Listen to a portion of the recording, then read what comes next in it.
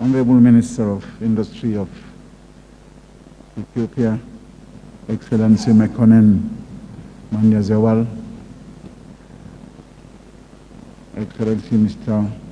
Erastus Mwancha, Deputy Chairperson of the African Union, members of the High Table,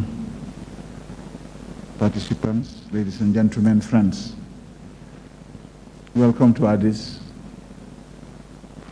for this inaugural trade forum, and I add my voice to that of the Director of the Africa Trade Policy Center, Alan Chimateng, who kicked off this forum.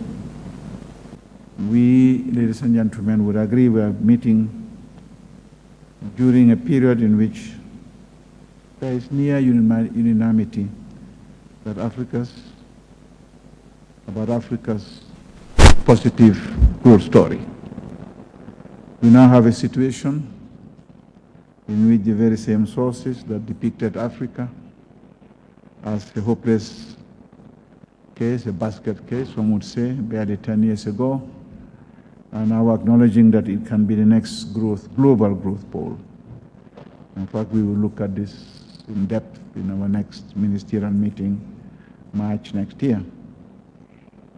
However, for this great potential and promise to happen, and as we know from historical and contemporary evidence, trade has a major role to play in this regard. So I'm telling Alan, yes, trade can play a role.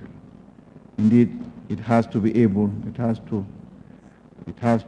at the heart of our development strategies. We have to center stage trade.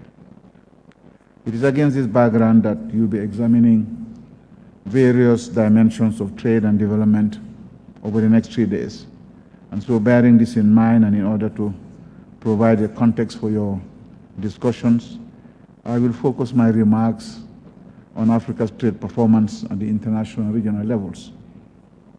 The continent's share of global trade remains low at about 3% and continues to be dominated by primary commodity exports. Rapid growth in emerging economies has increased demand for such products to the extent that price effects rather than a supply response accounts for 2/3 of the increase in Africa trade values, export values. While it is easy to be discouraged as an African when one compares these statistics, I would like to argue that there is reason for us to be more upbeat. It is true that the level of aggregate inter-African trade has stagnated for many years, but a more promising picture emerges when one moves to the sub-regional and national level. Recent analysis that we have undertaken in our forthcoming economic report on Africa 2012 shows that some of the regional economic communities have exceeded the average inter-African trade growth. COMESA, for example, has been particularly impressive that its inter-COMESA trade grew by at least 35%, over 35%, between the year 2009 and 2010, rising from $12.7 billion to $17.2 billion. There have also been some startling revelations at the country level from some recent analysis here at ECA. In 19 African countries, the average exports over the period 1995 to 2008 within Africa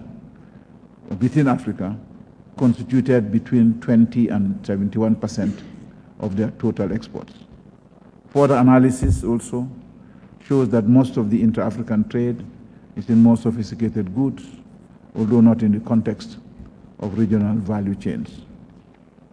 Given the international and trade picture I have painted, it is my hope that you can see why this inaugural Africa Trade Forum is critical. It comes at a time when the African success stories in inter-African trade are starting to emerge. These are successes that are being achieved under challenging internal and external constraints.